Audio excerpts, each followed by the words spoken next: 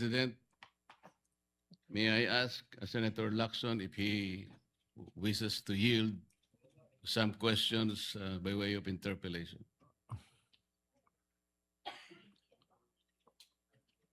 Senator Lacson, I'll say it yeah. again, Mr. President. Until the partial committee report is submitted or filed with the Bills and Index Division, and until after I have sponsored the partial committee report, I'm not yielding the floor. Mr. President, that is very highly unusual.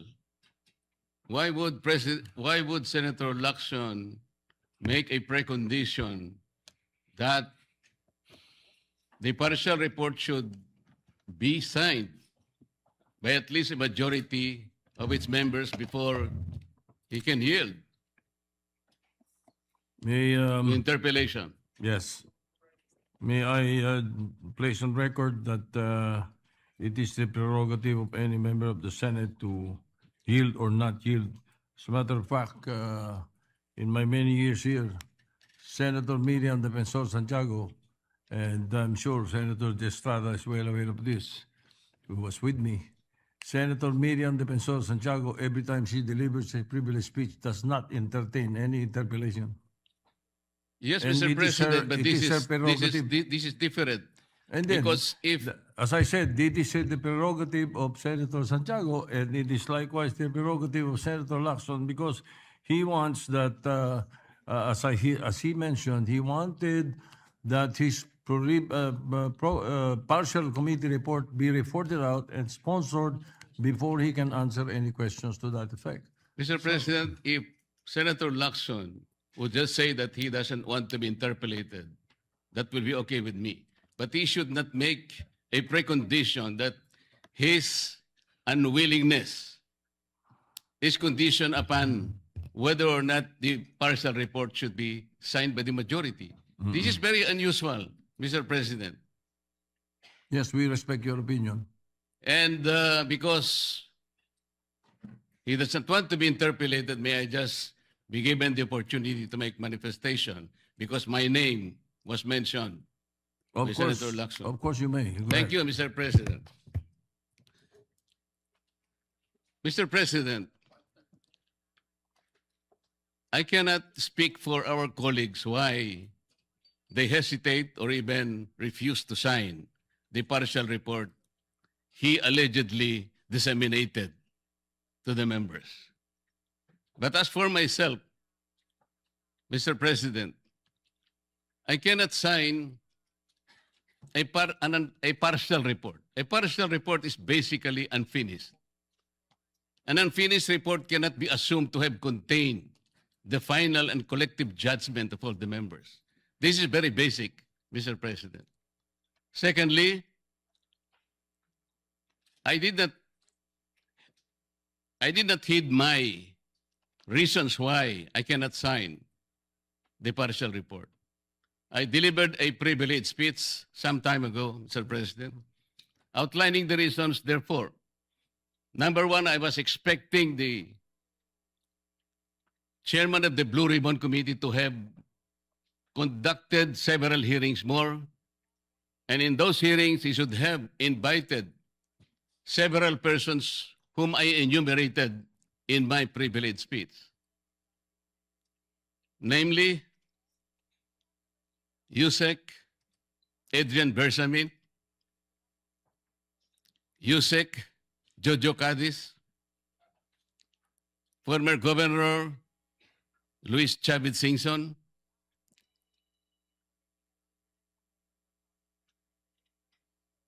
former Speaker Martin Romualdez, former Congressman Saldico by way of an apostilled sworn statement, because this is very, very possible. An apostilled sworn statement, Mr. President, as I have already advised the chairman of the Blue Ribbon Committee, is similar to a sworn statement notarized by the Philippine Consulate in any part of the world, because this apostilled manner or method of subscription was already adopted by the Supreme Court in one of its resolutions, Mr. President. I also advocated that the 18 ex-soldiers be immediately be invited because they have so much to say. Because I thought he said, and he emphasized at some point, that wherever the evidence is, the BRC will be led there too, Mr. President. Ang sabi pa po niya, Mr. President, hindi option yung interparliamentary courtesy. At kung ako po ba'y tatawagin pala sa mababang kapulungan dahil meron pala silang itatanong tungkol sa di umano ay mga donasyon na aking tinanggap. Mr. President, I will willingly present myself with or without invitation. They just have to suggest to me that they wanted me there. I will go there, Mr. President. Interparliamentary courtesy is between the two chambers, Mr. President. Tayo-tayo po ang pinag-uusapan na maggalangan doon. Pero ang nangyari, Mr. President, ang ating boss, ang mga amo natin, ang taong bayan, ang hindi na po iginalang. Hindi lang pangbabastos sa mga taong bayan ang ginawa ng mga magnanakaw at kawatan nitong flood control projects. Igagalang pa ba natin, Mr. President, ang mga tinutungo ng ebidensya na sangkot ang mga taong gusto nating ipatawag in this chamber? Gagamitin pa po bang isang dahilan na kailangan nating maggalangan kung sila mismo ay hindi na iginalang ang taong bayan na ngayon ay halos nagdurusa na? Tama po, sinabi niya kanina, Mr. President, talagang mainit ang panahon. Ang heat index ay talagang sumadsad na talaga sa pinakamainit na bahagi. Ngunit ang lalong nagpapainit nito, Mr. President, ay yung kawalan ng political will na ipagpatuloy ang pagdinig. Kahit na lantaran na nandun na talaga yung mga ebidensya. Bakit po hindi tayo tumawag ng pagdinig, Mr. President? Inimbita si Governor Luis Chavez Singson. Sa pagkakalam ko sa mga accounts na nababasa ko, he was invited to appear on April 14. At binigyan po siya ng pagkakataon hanggang April 7, hanggang alas 5 ng hapon, na ihain ng kanyang sinumpaang salaysay. Hanggang alas 5 ng hapon, Mr. President. Ngunit 9:15 ng umaga, ipinaabot sa bahay ng dating gobernador na kinakansela na po ang nasabing pagdinig. At ginamit pang dahilan, paano po nangyari yun, Mr. President? Binigyan siya hanggang alas 5 ng Abril 7 na isubmit. Sa pagkakaalam ko po, nandun na siya sa Maynila at nanananghali. Pagkatapos na itutuloy siya sa opisina ni Senator Lacson para ihain yung sworn statement na kanyang inihanda. Bakit po kinakailangang dumating pa si Saldico? Inihintay siguro ni Saldico, Mr. President, ideklara lang ng chairman ng Blue Ribbon Committee, i-apostil mo lang yan kahit nasaan ka sa anumang bansa ka sa Europe, tatanggapin ng committee yan. At pagkatapos, hahayaan ka namin sa pamagitan ng Zoom ay pumayag ka at iimbitehan ka namin para sa isang special na pagdinig kung yan ang gusto mo. Yun lang siguro gusto niyang marinig.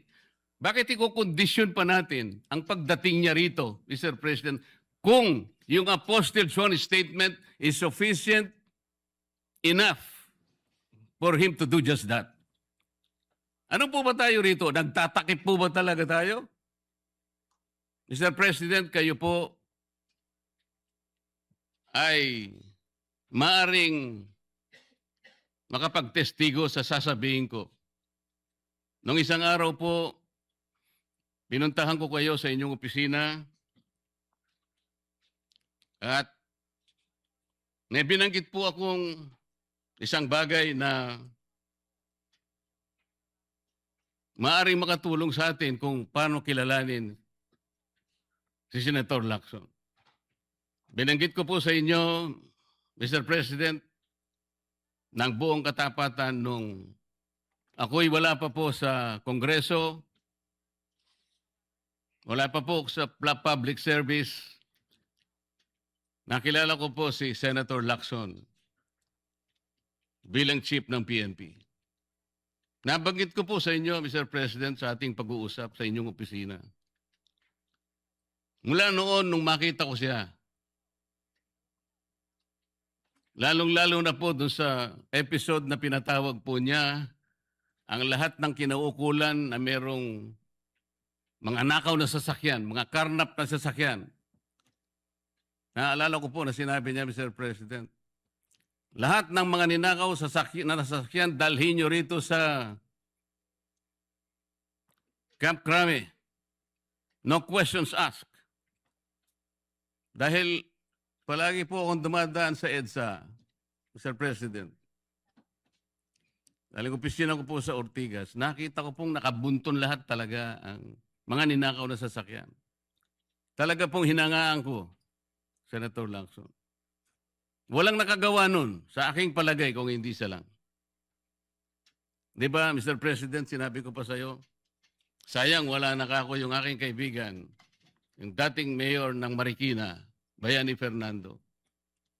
Dahil kinausap ko po siya. Sabi ko, Bayani, alam mo, yung ginagawa mo sa Marikina, gusto ko rin eh. At yung ginagawa ni Chief PNP, Ping Lacson, gusto ko din yun. Ayaw mo ba siyang kausapin na kayong dalawa tumakbo? Si Ping Lacson ang president, ikaw naman ang vice president. Kinuwento ko sa iyo yan, Sir President. Bakit ko po sinasabi ngayon ito, Ginoong Pangulo? Nung umpisa po talagang ganong na nakita ko po eh. Yung kanyang kagustuhan na maayos natin ang ating bansa. Yung sinasabi niyang track record, maring nung umpisa nandun po yun eh. Hindi ko ikukwento ito kung hindi talagang hinangaan ko siya. Noon. Pero bakit ngayon po ay nagkaiba, Mr. President? Parang yung pedestal na aking hinangaan, yung alamat na nandoon, unti-unting gumuho. Nalulungkot po ako at nangyari yun, Mr. President. Ang sabi ko pa nga eh, hindi ba tayo dapat maglaban-laban dito eh? Ang kapakanan ng mamamayan ng ating bansa, ang importante rito po eh. Yung direksyon natin. Bakit kailangan akong palaging pinapasaringan? Hindi naman po ang aking kagustuhan eh. Kung sino yung dapat na sumikat o sino yung dapat magpasikat, hindi po yun eh. Isa lang po ang sikat dito, Mr. President. Ang taong bayan na pinagsisilbihan nating lahat. Doon po natin ituon ang lahat ng ating makakaya, ang lahat ng ating energy. Malampasan sana natin ang problemang ito. Ngunit, yung hindi po pagganap sa tungkulin. Yun po yung hinahanap ng tao, Mr. President. Napakainit na po ng panahon talaga. Pinapag-iinit pa ng paghihintay nang hindi malaman hanggang kailan maghihintay ang taong bayan. Ano po ba ang dahilan kung bakit nagkaroon siya ng privilege speech ngayong hapon? Para saan? Para saan? Hindi po ba mas maganda na kumpletuhin natin yung report? Hindi partial. Ano yun? Partial final? O partial provisional? Paano ko po malalaman, Mr. President, kung hindi po ibinigay yung hard copy? Pipilitin akong basahin na nandun lamang sa online. Binigyan lamang kami ng isang file para doon kuhanin namin kami mag-print. Paano ko ba ikukumpara po yung ipinrint ko? Hindi ko naman alam kung sinong gumawa nun dahil wala nga pong pirma yun eh. Doon lang sa paraan na yun eh. Nagkakaroon na po ng agam-agam eh. Pagkatapos ayaw pa nilang mag-interpolate. Nasa sa kanya po yun, Mr. President. Pero ako po, ang tanging hangarin ko lamang, ayusin natin lahat ito. Sabi nga po niya, hindi makakalimutan ng taong ito at talaga naman pong hindi malilimutan sapagkat ito na po yata ang pinakamalawak na nakawan sa kasaysayan ng ating bansa. Salamat po, Mr. President.